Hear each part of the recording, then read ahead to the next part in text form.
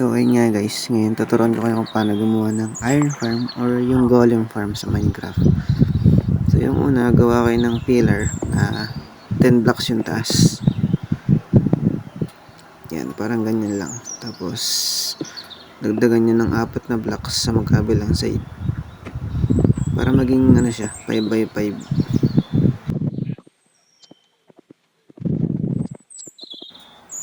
After nyan, doblehin nyo lang yung 5x5 na blocks. Then maglalagay tayo ng bed. 5 dito sa side na to, tapos 5 dito sa kabila. Tapos basagin nyo yung baba.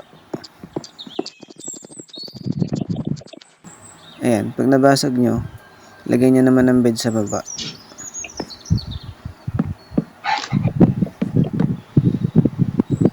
Para maging siya, maging 20 beds ang total. Kailangan kasi natin 20 villager.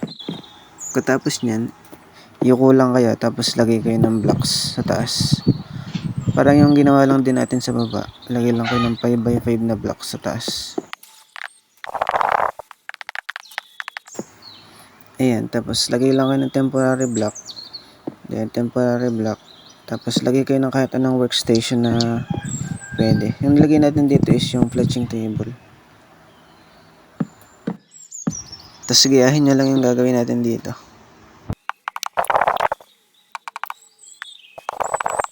Tapos ayan, meron na tayong 20 fletching table. At naman ay lagyan nyo ng 2 blocks. 2 blocks high yung bawat sulok.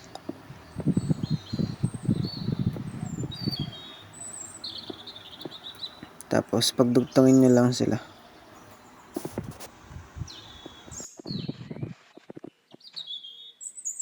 Tapos ayun na, maglalagay na tayo ng villager.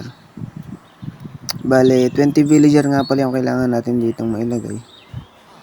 Tapos iwasan nyo lang yung villager na maliit, tsaka yung villager na kulay green.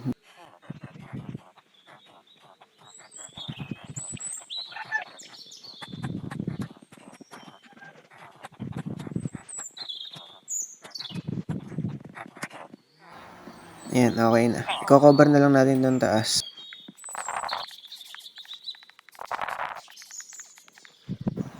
Tapos, lagay lang ulit kayo ng temporary block. And then, gayahin nyo lang ulit yung gagawin natin dito. Ang sunod naman is, pili lang kayo ng kahit saang sulok. 2 sulok guys. Tapos, lagyan nyo ng tubig.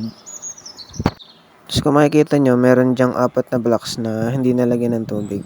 Diyan natin ilalagay yung chest natin, tsaka yung hopper.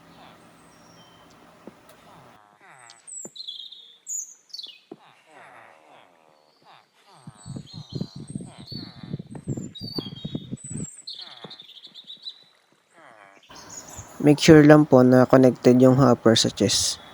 Ayan, may nag-spawn ng golem. Pagkatapos nyan is maggawa lang kayo ng wall dito. Bali, ganyan lang kataas. Tapos, lagyan nyo siya ng button. Gayahin nyo lang yung gagawin natin ditong pattern. Kasi dito natin ilalagay yung lava natin.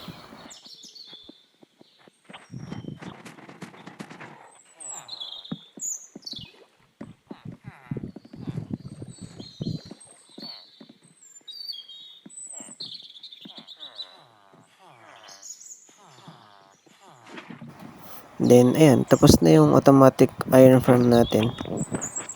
Lalagyan na lang natin siya ng oak leaves para maiwasan yung pag-spawn ng golem sa gilid.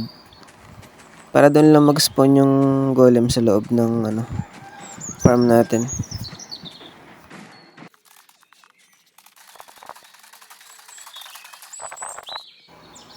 Ayan, tapos na. Meron na tayong automatic farm.